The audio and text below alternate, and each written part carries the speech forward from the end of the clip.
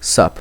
You have probably seen images like this one, that one, or this one on the internet. I made that. The man who makes these awful things is this guy over there. Looks like my father. I mean, it's not just him who does it. A lot of people do it, but he popularized it, especially with those videos of unnerving images with unnerving music. And this stuff is scary actually. Look at it.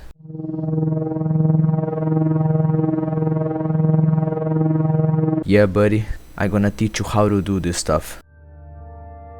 First of all, I took a picture of my room in a very dark environment. I duplicate the base layer so I'm not messed up with the base layer. Basically, you only need to know two keyboard shortcuts. Ctrl J, which duplicates the selected layer, and Ctrl Shift Alt E, which will merge the contents of all visible layers, I mean all active layers, into one. Now I will set some adjustments to the image.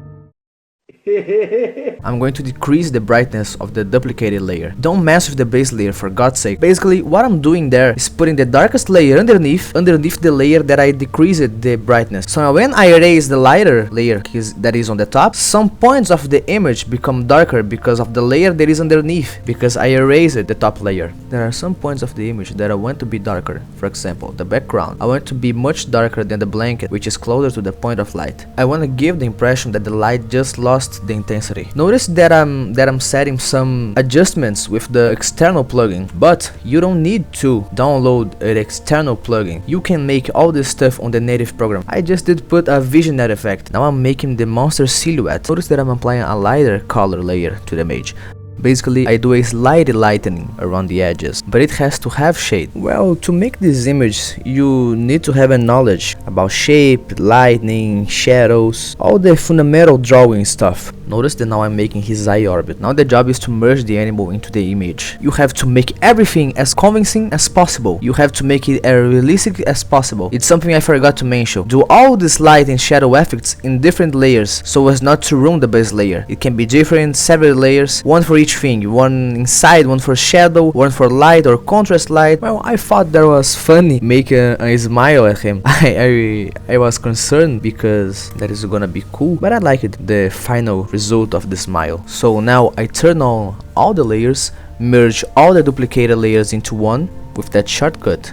And now in the final, I'm going to work on the effects part. Basically, every photo in the dark will have a little blur. Not so much bad, not so much blur, but it's a mini blur because of the camera focus. The camera lost its focus in the dark. And then I'm gonna add a little noise, not in the whole image, only in the monster. Now I'm going to make some adjustments into the hue, saturation, and luminosity of the monster. I was trying to search a color that fits in the image. I configured the luminosity and the saturation as well. As an environment was dark, I left it very dark and with a little saturation. It was more like a little brush of saturation above the monster. So this was the result. I think that it's not good. I did it just to present the basic concepts to you. Now we're going to play for real. I was looking for an unnerving image and I ended up on a video of a motherfucker walking through the catacombs of Paris. I took a screenshot of that video. I'm not even trying hard to make the animal. I'm just making this sketch to know how the animal will look in the image. Now I'm going to start the outline and light behind the animal. I'm going to start in the outline the animal. Same scheme, without worrying about the shadow or anything. I just want to insert its mold in the image. I will change the color of it later. I'm using this color to see if it fits well in the image. A very neutral color, a color that fits with the entire color palette of this photo. Well, then I'm already doing shading the luminosity on his skin. Same layout. What's closer to the camera gets brighter, what's further gets darker. Not always, it's just that the point of light is coming from the camera. So his arm will be lighter, while his back and the back of his neck will be darker. I was making some grooves in the skin, as if his skin was burned. It has no rule to do. Some strokes to simulate brightness and shadow. This will give a burned skin effect, but never random strokes from different directions, always in the same place. As you can see, I made it following the mode of the arm. Now I start to make the shadow of the animal. I can't define exactly where the light is coming from, so there's no need for this rule. Just make the shadow at the top or the bottom, where it looks better. Keep testing, you have to test. So I make the shadow that is in front of the animal. Define which places will be darker and which places will be lighter. Then it's the same thing. I made several layers to do all kind of things. Then I just press Ctrl J there. Now we're going to work with the animal's effects. I also want to apply a motion blur now, since he's fast. He is surprising the guy who's recording. This blur has to be applied in a certain direction. It cannot be up or down. If he's running horizontally, it has to be horizontally. And that's it basically. You can see that I only made a few changes. I added a few more light points to the hand, the most concentrated points of light when the camera is recording in the dark.